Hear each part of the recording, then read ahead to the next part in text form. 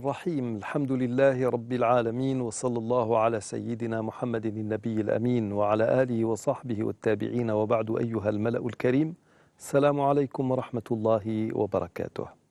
Nous sommes toujours avec ce que nous avons traduit par jurisprudence du vécu. Donc nous parlons de ce que les juristes musulmans appellent fiqhul waqi', c'est-à-dire la connaissance de l'espace et du temps dans lequel nous évoluons afin de forger ou de bâtir des édits religieux ou des fatwas, comme on le dit communément. La semaine dernière, nous avons terminé l'émission par des propos que nous lisait le professeur Belmekki. Il s'agit d'une personne, donc les propos sont ceux d'une personne décédée, qui a été placée, mise en avant par la toile, par certains médias, comme étant un réformateur, un nouveau penseur. Et cet homme dira ou a dit « لقد قلب الشافعي الأمور رأسا على عقب ». Shafi'i a inversé les choses complètement, où il a mis les choses son dessus-dessous. فاعتبر الأساس هو الحرام إلا ما حلل. Donc il a considéré que la base, le fondement même de la religion est ce qui est interdit et non ce qui a été rendu licite. وَمِنْ هُنَا جَاءَ الْقِيَاسِ. Et c'est à partir de là qu'est venue l'analogie. Al-Qiyas, c'est l'un des fondements du droit musulman. أصل من أصول الفقه. Nous avons le Coran, nous avons la tradition prophétique, nous avons le consensus, l'ijma' et le qiyas, l'analogie. Ce sont là les quatre fondements qui font l'unanimité de toutes les écoles de droit. Sauf que quand on parle de consensus et d'analogie, il y a quelques divergences entre les savants. Pour le reste, chacune des écoles va mettre en avant un fondement. Dans l'école malikite, l'imam Malik disait l'istihsanu tis'atu ashar al-ilm. Donc le fait de pencher pour quelque chose parce que l'on voit en cette chose une sorte d'embellissement de l'acte ou de l'islam, eh bien ceci peut faire office de fondement et peut faire que nous penchions pour la chose en question. Bien sûr, il y a une multitude d'outils qui vont accompagner le qiyas ou bien l'istishab ou bien le maslaha al-mursala, mais l'une des caractéristiques de l'école malikite était entre autres amalu ahli al-Madina, l'œuvre des gens de Médine. L'imam Malik est venu dans la deuxième génération qui est celle des tabi'in, les suivants, et il a rencontré de grands savants, de grands maîtres qui ont connu beaucoup de compagnons du messager de Dieu, alayhi salatu wassalam, et à partir de là, il a bâti l'essentiel de sa pensée sur l'œuvre des gens de Médine. Que faisaient les sahaba, l'Ansar et le Muhajirin à l'époque du messager de Dieu? C'est ça qui faisait référence chez lui. Al-Qiyas, qui est l'analogie, est l'une des particularités de l'école hanafite, par exemple, bien que même les hanbalites utilisent le Qiyas. Donc, pour cet auteur, dont nous ne citerons pas le nom, le Qiyas est venu suite à tout cela, à tout ce chamboulement causé essentiellement par l'imam Shafi'i. وهذا ليس دين أصلا وهو ما نعيش مأساته اليوم. Donc nous ne sommes plus face à la véritable religion et nous vivons actuellement une hécatombe. Donc il termine en disant والفقهاء اعتبروا أنفسهم قيمين. Est-ce que dans le professeur Belmekki, parce que vous avez pris cela d'un livre, est-ce qu'il est dit والفقهاء اعتبروا أنفسهم قيمون, c'est ainsi que c'est écrit.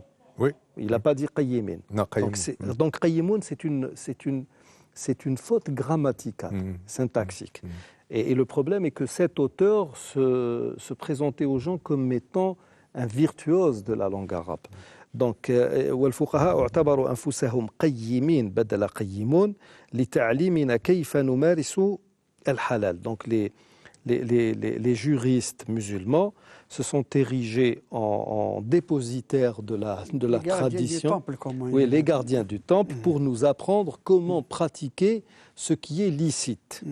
ولا يوجد مهزلة أكبر من ذلك. Donc il n'y a pas, comment traduire mahzala ici? Il n'y a pas plus risible que ça, quoi. Donc là, il y a pas plus absurde que cela. Là, il y a des termes qu'on va retenir. Alors, l'imam Shafi'i. Qui est l'imam Shafi'i, Monsieur Boujnoun? L'imam Shafi'i est un des fondateurs des quatre principales écoles de l'islam, avec le malikisme, le hanbalisme, le hanifisme. Donc, l'imam Shafi'i est considéré aussi comme un des premiers juristes à avoir élaboré une jurisprudence très appliquée, très pointue, qui est présent dans son livre, notamment Al-Umm. Oui. Kitab Al-Umm. L'œuvre magistrale. Qui est son œuvre magistrale et que j'ai justement, entre parenthèses, l'honneur de traduire en français. Donc c'est un livre dans les fondements de la jurisprudence, de la jurisprudence. Voilà, usul al-fiqh. Donc, et ce qui est remarquable, c'est que l'imam Shafi'i avait deux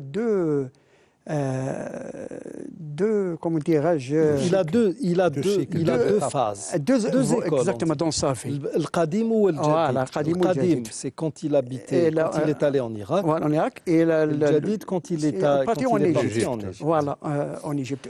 Lui-même, il est originaire de Gaza, de l'actuelle Gaza, voilà, en Palestine. Donc je dis, ce qui est remarquable dans le cheminement de l'imam Shafi'i, c'est qu'il avait justement deux phases dans sa vie. Lorsqu'il était en Irak, il avait élaboré une forme de jurisprudence, de pensée, vu d'après le contexte, comme vous l'avez dit, dans lequel il vivait. Il vivait, exactement, l'espace et le temps dans lequel il vivait. Lorsqu'il est parti s'installer en Égypte, il a vu un changement radical de la vie, exactement, de la vie. Donc c'était un autre contexte. Et il a justement, à partir de là, il a élaboré une autre vision, une autre jurisprudence adaptée au contexte dans lequel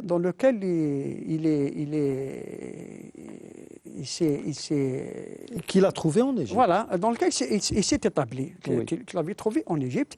Et de ce point de vue, on peut considérer l'imam Shafi'i et l'école qu'il avait fondée comme une des grandes écoles de l'imam Shafi'i. Justement, c'était en quelque sorte une synthèse entre l'école malikite, celle de son maître, et l'école d'Abu Hanifa. Donc c'est une école qui était conforme un peu traditionnaliste, en même temps rationnel, voilà, exactement. Donc il a fait une synthèse entre les deux écoles, et cette école a donné de grands pratiquement tous les domaines. Pratiquement tous les.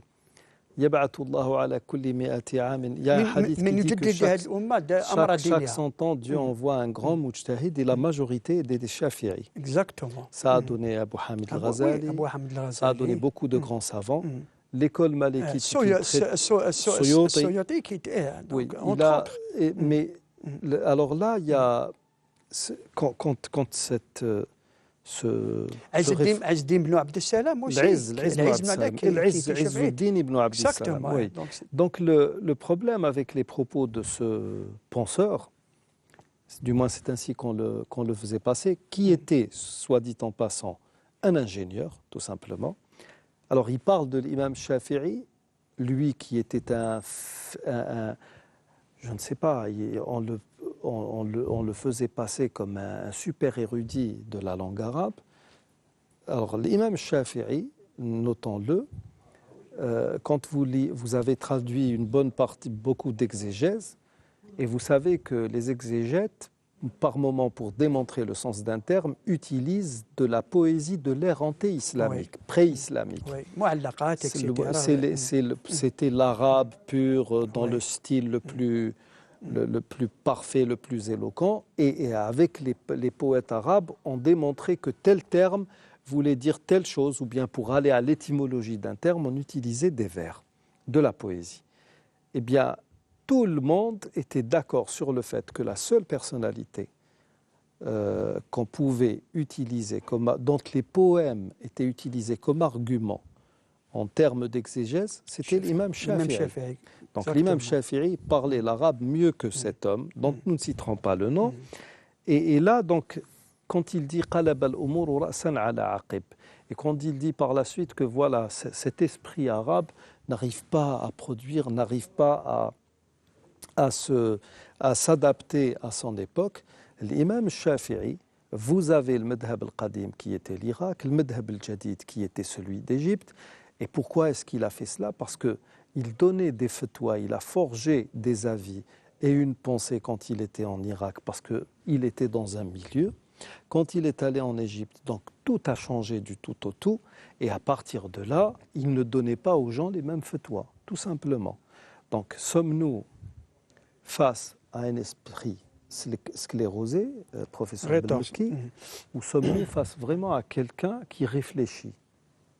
Cet imam Shafi'i, dont notre ami parle de la sorte, qalab al-umura ra'san ala aqib, en disant que l'imam Shafi'i partait du principe que tout était interdit et à partir de là, on allait essayer de trouver quelque chose ou certaines choses qui étaient licites. Alors que l'imam Shafi'i est à la base pratiquement de cette règle de droit qui dit l'aslu fil ashya'i al-ibaha. Donc tout est licite à la base et n'est considéré comme illicite que ce qui a été décrété en tant que tel par un texte, soit un verset coranique, soit un hadith du prophète sallallahu alayhi wa sallam.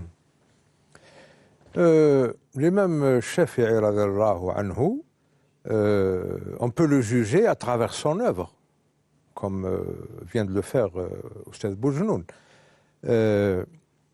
et aussi par le nombre de musulmans qui suivent son école juridique. Parce que le nombre, il a son poids. Absolument. Il ne faut pas oublier que l'imam Shafi'i... La communauté ne peut s'accorder ou être unanime sur une déviance. Sur une déviance. La communauté, s'accorder ou... se mettre d'accord. Oui, dans le sens même politique, hein, l'ijma'. Et une connivence, on va dire, sur voilà. quelque chose d'illicite. Consensus, majorité absolue, etc. Oui. Il ne peut pas y avoir tout ça sur la base d'une dhalala, d'une déviance.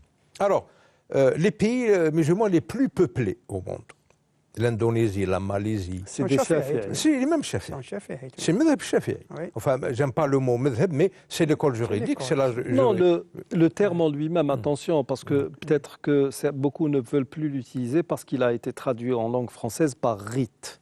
Ce ne sont pas des rites. Certains disent le rite malékite, alors que ça n'est pas un rite. Pas un rite. C'est une école de droit. C'est une école avec des fondements, avec une pensée. C'est comme ceux qui font des documentaires sur les soufis et causent du tort au soufisme en disant oui, là était Sidi Boumedienne, le saint patron de la ville. Alors que le mot patron ne peut... C'est un terme purement chrétien. Oui, le patron c'est Dieu, subhanahu wa ta'ala. On ne peut pas citer une personne sur le plan religieux en la qualifiant de patron. Donc mais madhab, ça peut vouloir dire école juridique, ça peut vouloir dire un avis. في الباب 10 مذاهب. Vous avez 10 avis différents. Donc العالم فلان ذهب لكذا. ذهب وفلان ذهب مذهبه. En tout cas, par exemple, des pays comme... L'Inde et le Pakistan aussi. Oui, oui. L'archipel malaisien, Malais, avec l'Indonésie et la Malaisie, c'est-à-dire la partie musulmane, ils ont fait un choix et ils ont très bien réussi. Je ne vois pas un aqib, comme dit ce penseur. Je ne vois rien de pareil. Par exemple, l'Indonésie, ils ont choisi l'école juridique du même Shafi'i, la pensée l'Ash'ari, Le dogme, oui. et Plutôt, c'est le Maturidi, c'est pour les Hanafites. Les Ahnaf, Les c'est Ahnaf, les Turcs, Maturidi, etc. et comme pensée purement politique, notre Melk Ben Nabi Malik Ben national. Nabi, Oui. oui. Donc, les faits démentent ça, démentent ces assertions. Ce qu'on peut remarquer aussi, c'est que l'imam Shafi'i, c'est celui parmi les 4 jurisconsultes, enfin fondateurs d'écoles juridiques, qui a appliqué cette règle de fiqh al-waqa'. Oustaz Shkat a très bien fait de parler des 2 contextes, Irak et Misr. Moi, je préfère le mot Misr au mot Égypte, parce qu'Égypte vient du prétendu historien Hérodote. Quand il est allé en Égypte, la première chose qu'il a vue, c'est l'ethnie des Coptes. Alors il l'a appelé Aegyptos, c'est-à-dire le pays des Coptes. Mais l'Égypte, en arabe, c'est Misr. Et je respecte beaucoup ce mot parce que le Coran, il est dans le Coran. Dieu a appelé... Bien qu'il y ait divergence Ouais, aussi mais, là-dessus. Misr aussi veut dire. Oui, Misr هبطوا مصرا قالوا n'importe quelle contrée. Linguistiquement, c'est le singulier Enfin, peu importe. de Amsar. Et ça veut dire les pays Touchoum, les pays limitrophes qui sont multi-ethniques. C'est ça le sens principal du mot Misr. Multi-ethnique. Il y a des Coptes, des Nubiens, Revenons à. Oui, non, mais ça c'est fiqh al-waqa'. Elles sont intéressantes, les digressions. Oui. Non, ce n'est pas des digressions. C'est ça fiqh al-waqa'. Il se retrouvait dans un pays musulman, mais multi-ethnique, donc multiculturel. Et c'est pour ça qu'il a adapté son fiqh aux exigences du voilà, milieu contextuel. Contextuel. Ce n'est pas une digression que je fais, j'appuie les capacités. Professeur Belouki, nous parlions de digression dans l'étymologie, quand vous parlez de l'étymologie du mot. Oui, c'est ça. Il faut bien une introduction au thème. Alors, maintenant, parlons un peu des capacités dans la langue arabe de ce monsieur.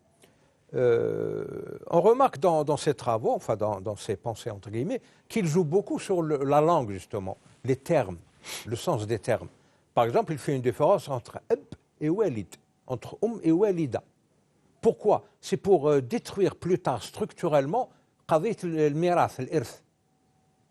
Pour lui, c'est pas forcément la mère génitrice, mais elle est prépondérante par rapport à l'oualida et elle doit hériter. Alors que dans le fiqh, cette dame n'hérite pas. C'est l'oualida, la mère biologique et donc génitrice qui hérite. Dans les 2 sens. Ses enfants l'héritent et elle hérite ses enfants. Alors, c'est ça le jeu visqueux sur les termes qui fait la particularité de la pensée de ce monsieur. Il a joué aussi sur Shahada. Il a dit que, par exemple, tous ceux qui ont participé à la bataille de Uhud, c'est des shuhada. Qu'ils soient musulmans ou mouchriquins ou kuffar, c'est des shuhada. Parce que lui, il confond. Comment ça, les deux Oui. Parce que lui, il confond délibérément الشهادة يعني le fait d'être témoin de quelque chose. Voilà, et l'istishhad. Il le confond le délibérément. Fait de tomber en martyr. Voilà. Et il dit que Dieu est un martyr, Dieu shahid. وَكَانَ اللَّهُ عَلَيْكُمْ شَهِيدًا. Il joue sur les mots, ce monsieur. Donc c'est des angles d'attaque, parce que c'est un travail de sape qu'il fait. C'est un travail de sape. Et là, ces angles d'attaque. Parmi ces angles, c'est la structure du fiqh musulman, Donc il s'attaque à l'imam Shafi'i directement. Pas le seul, d'ailleurs, même Ahmed ibn Hanbal, il l'a attaqué. Oui. Il joue sur les mots, sur les termes. Alors, c'est des trucs essentiels dans le fiqh musulman. L'héritage, nasl, nasab, c'est essentiel ça. La filiation. Bien sûr. On n'est pas censé confondre entre l'ascendance et la descendance. Un et un walid. Le walid, c'est le géniteur. C'est lui qui est à la base de nasl, de la généalogie. C'est pas le père adoptif. Alors, c'est un travail de sape qu'ils font, ces penseurs. Il n'est pas le seul, d'ailleurs. Justement, c'est ce que j'allais dire. Oui. Ce penseur appartient à un courant. Ah oui, c'est une conspiration mondiale. Il appartient à un courant de pensée. Scott a très bien fait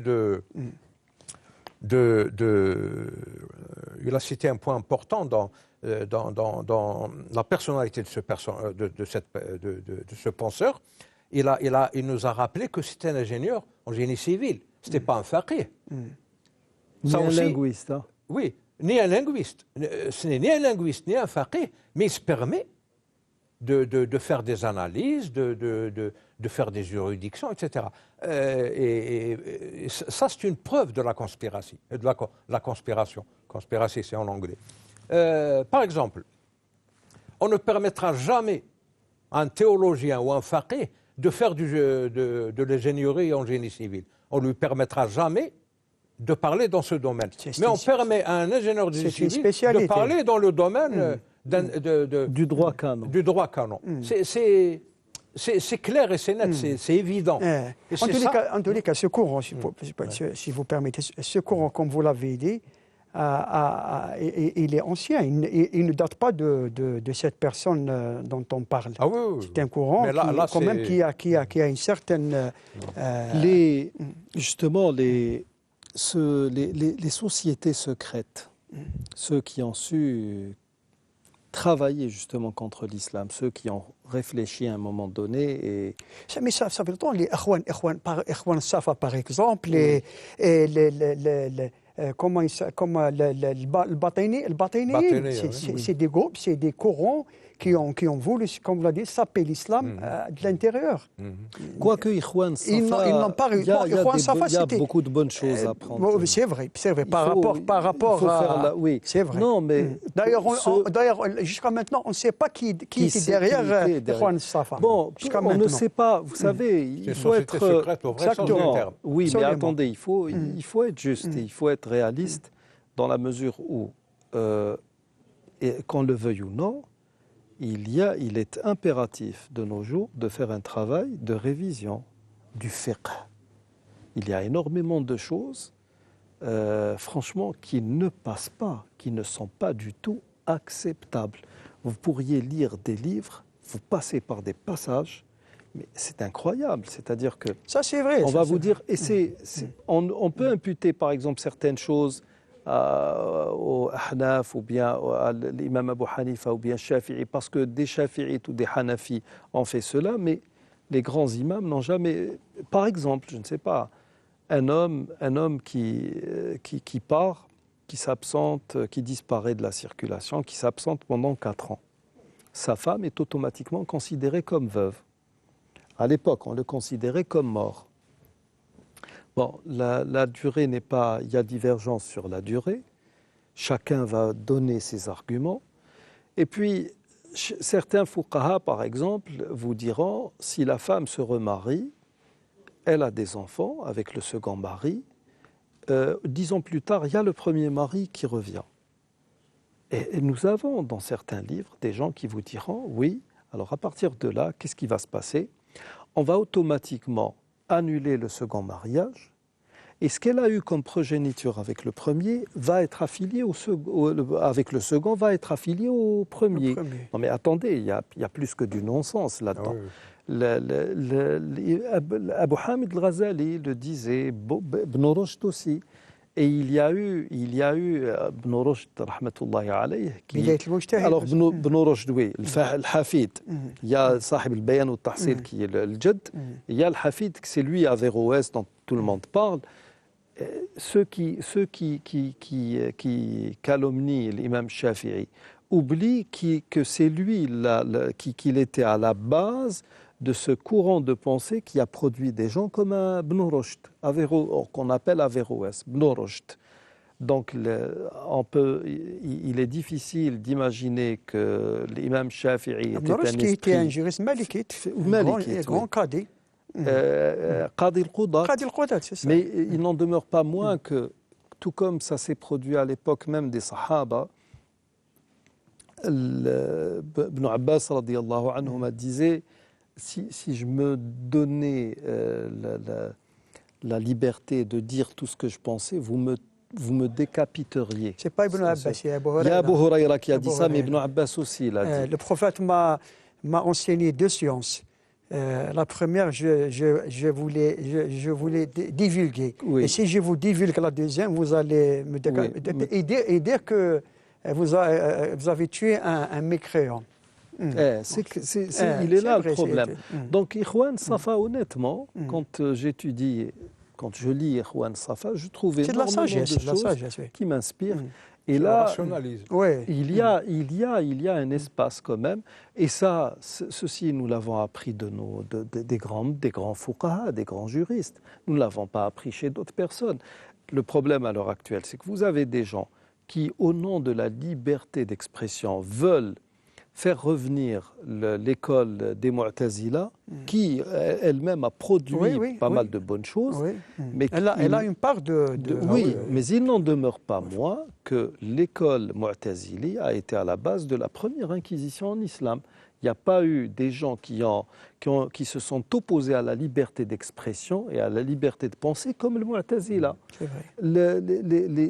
Il est là notre problème, je pense, du moins. Parce que le Mu'tazila...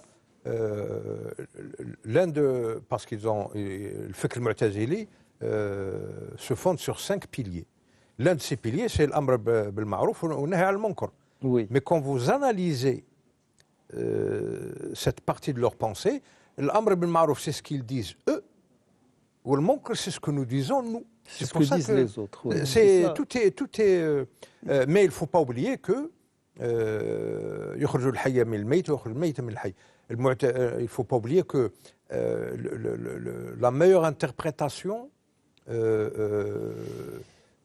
البيانية, c'est Zamakhshari qui était Mu'tazili. Bon, il est revenu comme Abu Uthman al-Jahd.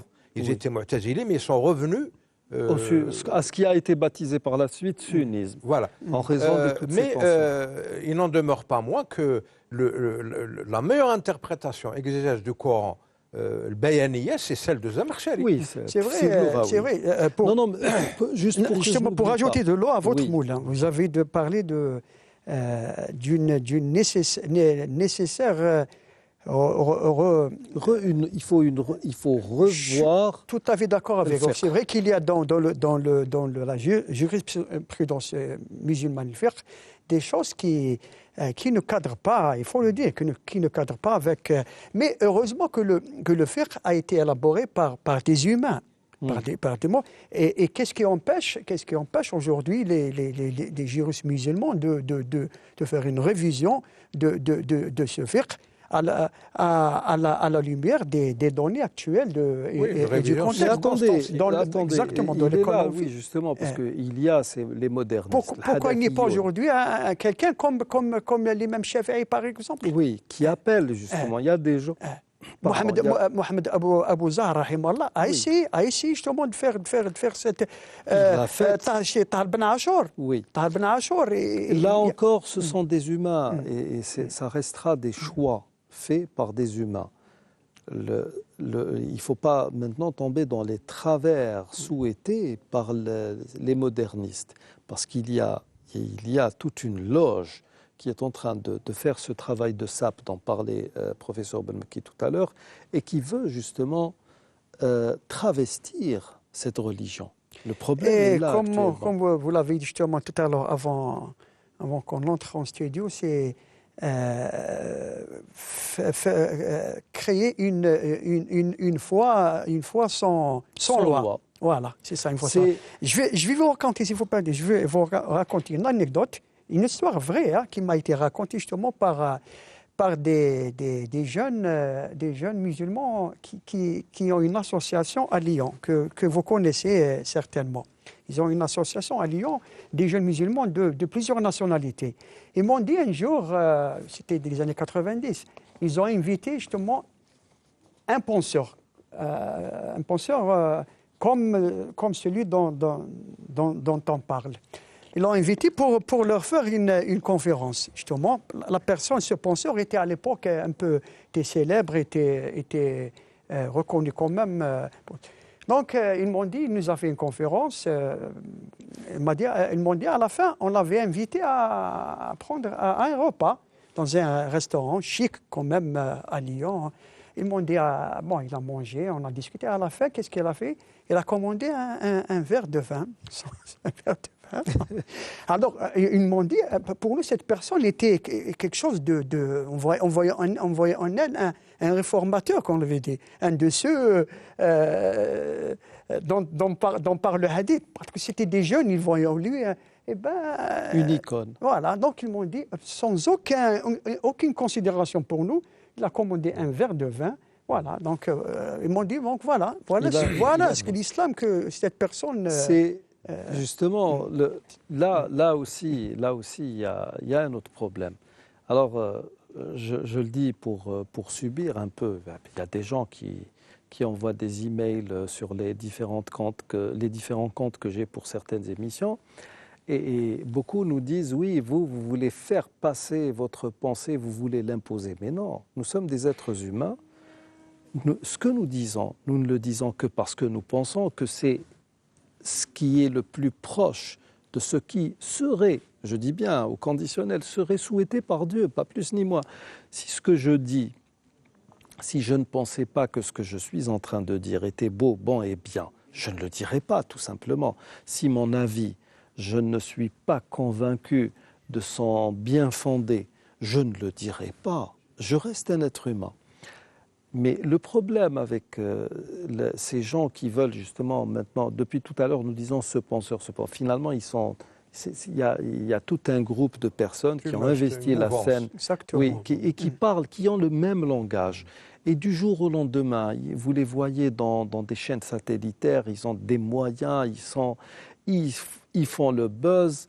Et pourquoi? Parce qu'ils disent ils débitent des qui plaisent à l'Occident, n'importe quoi qui plaît à certains. Voilà. Comme par exemple, je ne sais pas. Maintenant, beaucoup, je le vois sur Facebook, par exemple. Beaucoup, oui, les Hassan el-Banna, un tel, oui, l'imam Shafi, oui, l'imam Hanbal, c'est des rétrogrades, c'est je ne sais quoi.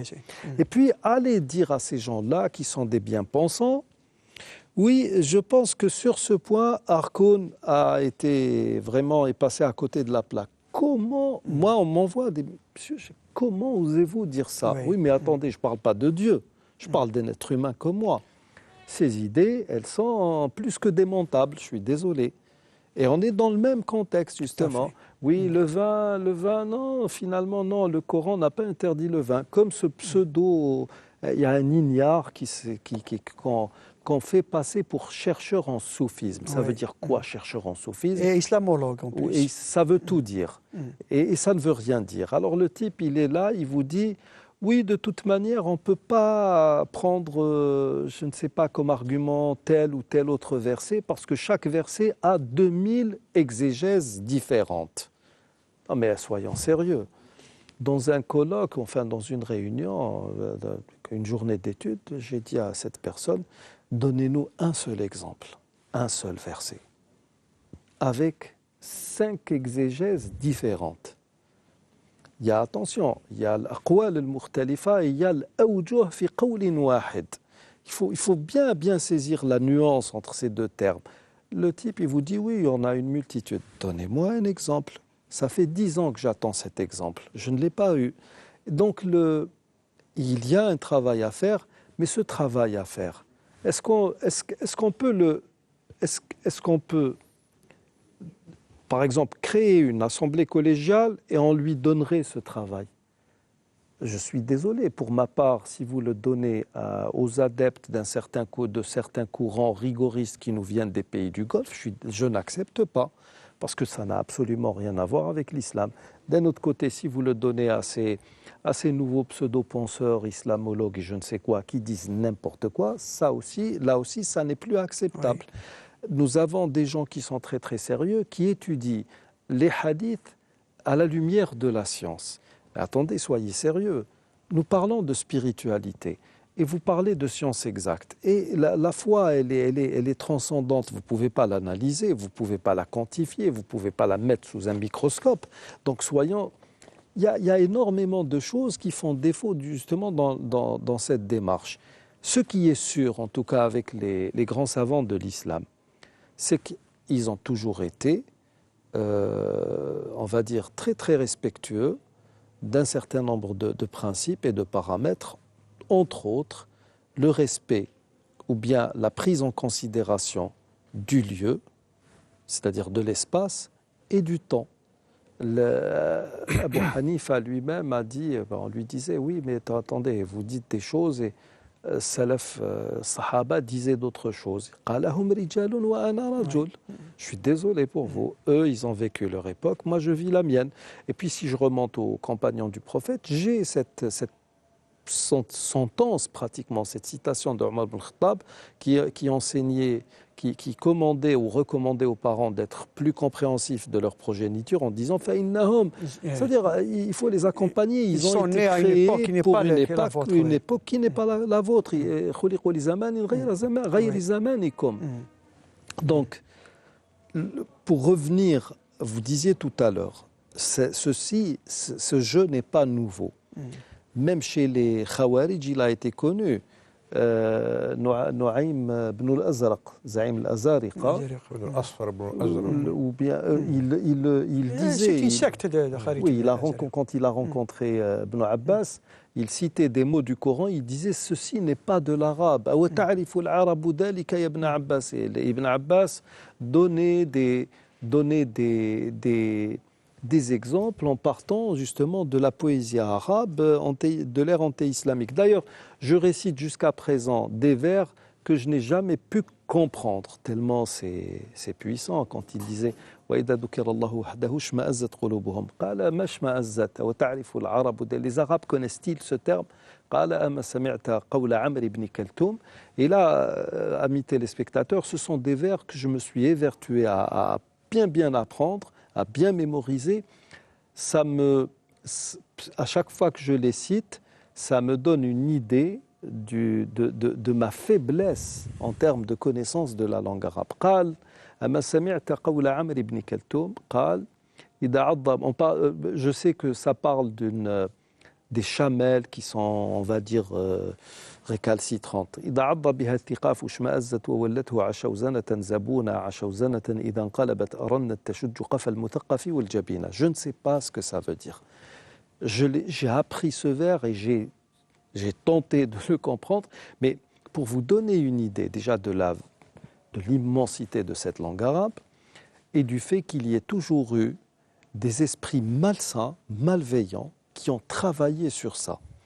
Et avec ce début du XXIe siècle, c'est-à-dire, ça va commencer avec le début carrément du XXIe siècle, on a vu l'émergence d'un certain nombre de personnalités qui n'avaient rien à voir avec les sciences religieuses, qui n'avaient aucune compétence, aucune expertise et qui parlaient de tout et de rien. Et malheureusement, je suis désolé pour beaucoup d'entre vous, quand vous nous parlez d'une personnalité comme Harkoun, je suis désolé, ça ne peut pas faire partie des penseurs musulmans. Ça peut être un penseur critique, vous pouvez le considérer comme pratiquement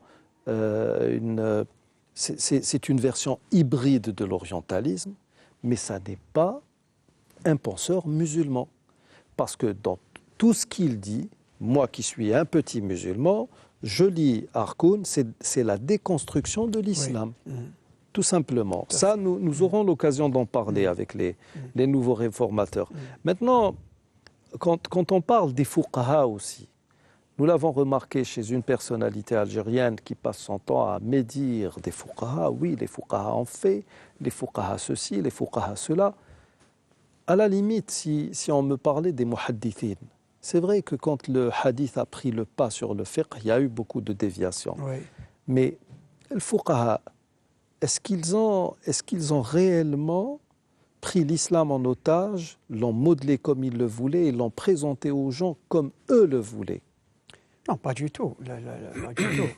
Les fuqaha ont essayé, comme l'a dit justement Abu Hanifa, ont essayé de, en tant qu'être humain, vivant à leur époque, dans leur contexte, ils ont essayé d'élaborer une jurisprudence qui soit adéquate avec justement le milieu dans lequel ils vivaient. C'est vrai que des fois, le caractère, le tempérament de l'être humain influe un peu sur... On a dit, d'ailleurs les fuqaha disent que Abdallah ibn Omar était connu pour être un peu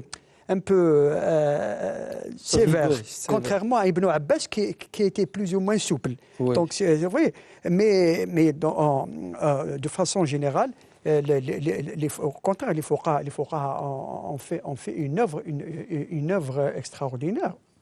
En nous présentant, par exemple, Ibn Ashir, lorsqu'on lit Ibn Ashir, au contraire, il a essayé de simplifier autant que faire se peut les règles juridiques de l'islam à travers même de la poésie.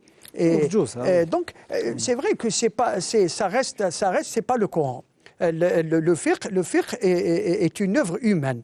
Est une œuvre humaine élaborée à partir des sources fondamentales que sont le Coran et la tradition. Mais comme justement vous l'avez dit tout à l'heure, nous avons des règles qui permettent de toujours revoir les choses, avancer, progresser à travers ce qui permet cela, comme l'ijtihad, comme l'analogie, le qiyas, comme l'istihsan, l'istishab, etc. Donc ce sont des outils qui permettent aux musulmans de toujours être au jour le jour, si j'ose dire, dans la jurisprudence quotidienne de sa vie. C'est une actualisation permanente. Exactement. Voilà. Ce qu'il ne faut pas oublier quand on parle de ces gens, c'est que, comme on l'a dit la dernière fois, l'islam se positionne en fonction de 3 critérions. Le Saint-Coran, les hadiths, qudsi ou ordinaires entre guillemets, et la sira. Qu'est-ce qu'ils ont fait ces maîtres qui ont fondé des écoles juridiques? Ils ont établi des corpus, parce qu'il faut des corpus pour la postérité. Il faut absolument éviter l'oralité, parce que l'oralité, elle se déforme avec le temps. Et Oussel Shkat a cité au début, c'est un continuum espace-temps, dans l'espace et dans le temps. Par exemple, le cas de l'imam Shafi'i nous a montré que entre l'Irak et Misr, il y a une différence culturelle, donc il va y avoir une différence dans la pensée juridique, etc. Il faut tenir compte de tout ça. Alors ces gens respectables, ils nous ont laissé des corpus. Le fuqaha, eux, qu'est-ce qu'ils font? Ils établissent des cursus. Il y a le cursus et le corpus. C'est une continuité. Il ne faut pas essayer de désintégrer tout ça en essentialisant. Parce que là, ce que font ces penseurs modernes, qui n'ont rien à voir avec ça de toute façon, c'est des philosophes, c'est des ingénieurs, qui ils n'ont rien à voir avec ce domaine. Mais ils interviennent et ils commencent à faire leur travail de sape. Comment? En essentialisant et en personnifiant la problématique.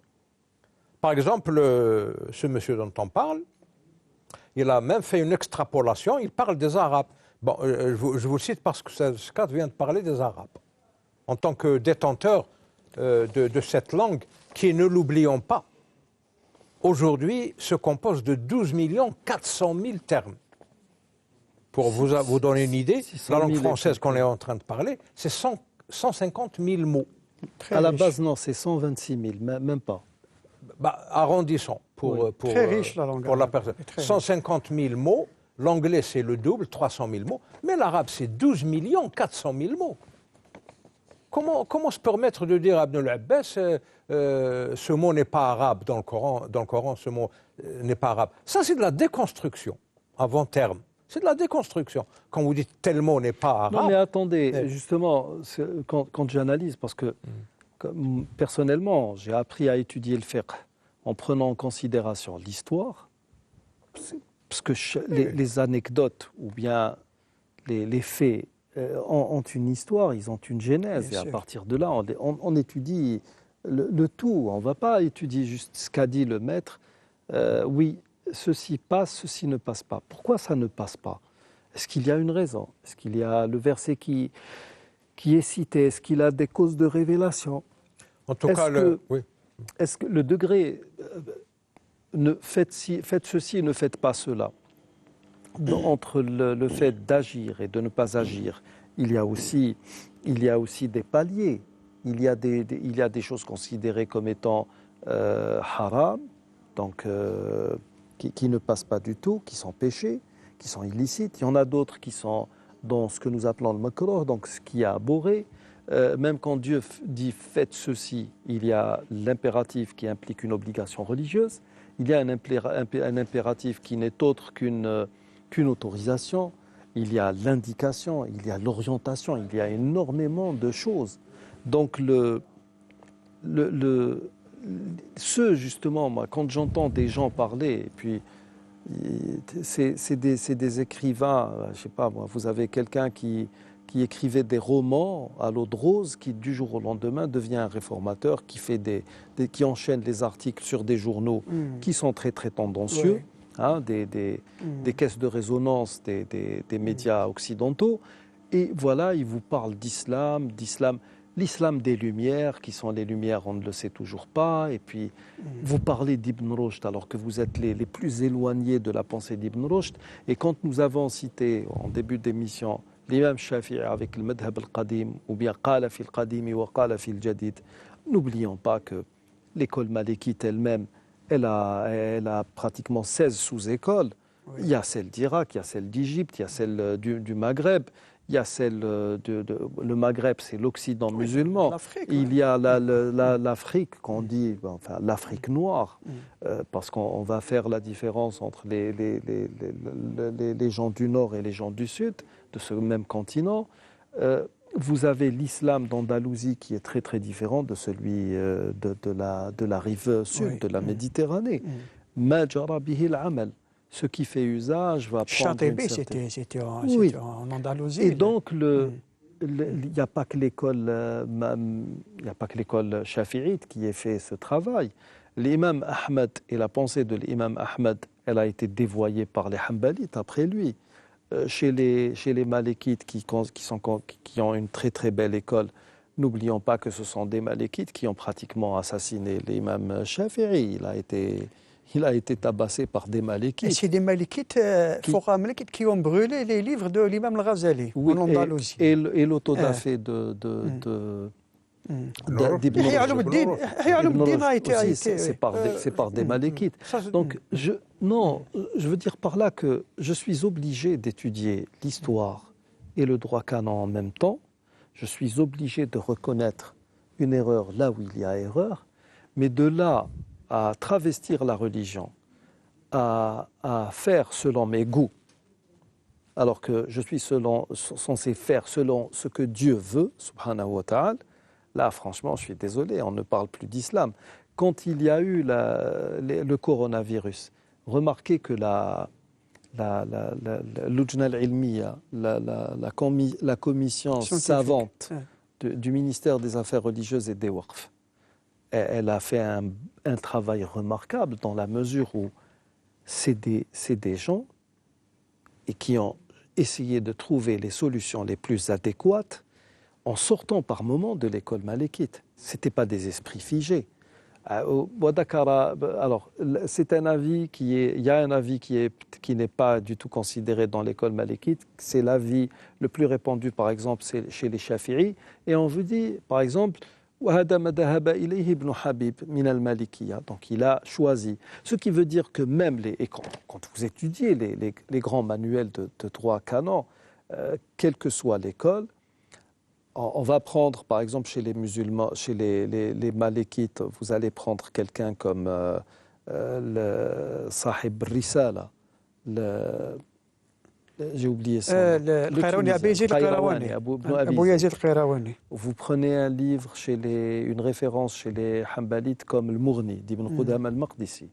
Vous prenez un livre chez les Hanafites ou chez les Hanbalites ou chez les Shafi'ites, vous allez toujours trouver que oui, ذهب أصحابنا إلى هذا هذا ما قال أصحابنا. Donc nos amis, c'est l'école.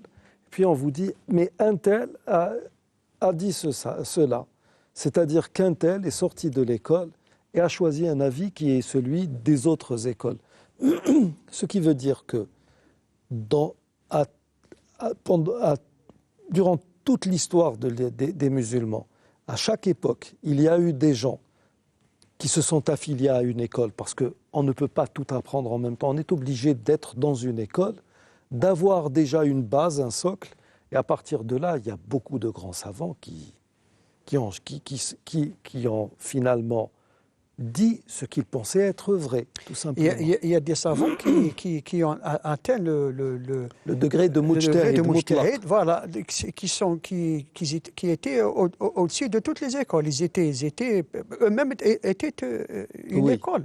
Donc ils n'avaient pas à se conformer à une école particulière. Maintenant vous savez, il y a beaucoup de gens qui... Vous recevez vous-même des messages, il y a beaucoup de gens qui vous disent « nous ne savons plus à quel saint se vouer ou nous vouer ». Maintenant, il y a quelqu'un qui a vécu dans un système de pensée occidentalisé, à outrance. Il est clair que certaines idées qui viennent de très très loin, je parle de l'histoire, et de très très loin aussi, je parle de la géographie, donc ça vient d'Orient et de quelques siècles auparavant, ça va un peu heurter sa sensibilité.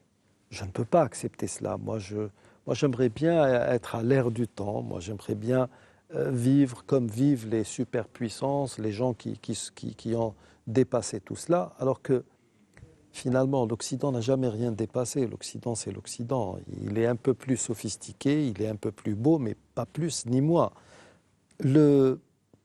Quel conseil donner aux gens ? Est-ce que ces gens qui lisent des personnalités qui ne font que dans la critique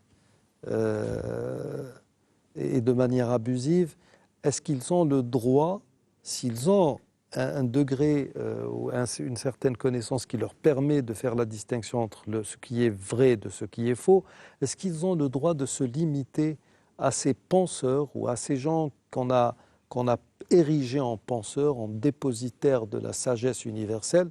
Est-ce qu'ils ont le droit, honnêtement?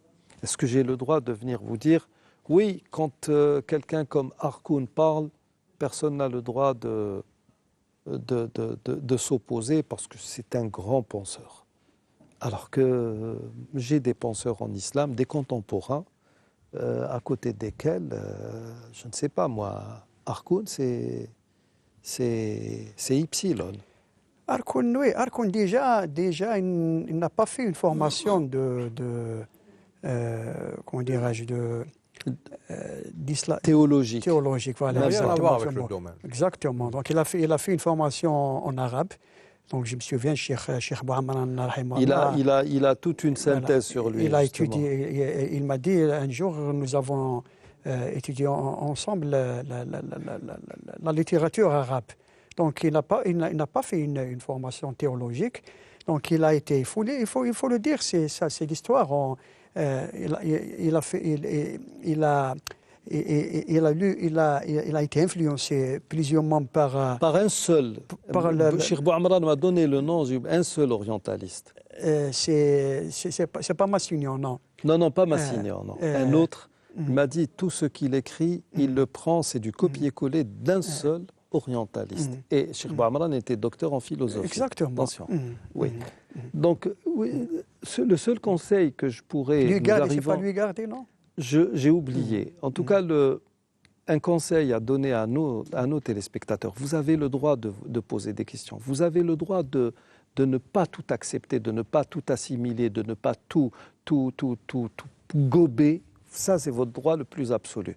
Mais faites au moins l'effort de lire, de faire des synthèses entre les différents courants pour avoir un avis plus éclairé sur un certain nombre de questions. Nous arrivons au terme de cette émission. Nous poursuivrons probablement de manière plus ou moins déclinée la prochaine fois. D'ici là, nous vous disons nastawdi'ukum Allah alladhi la tadi'u wada'i'uhu. Assalamu alaykum wa rahmatullahi wa barakatuh.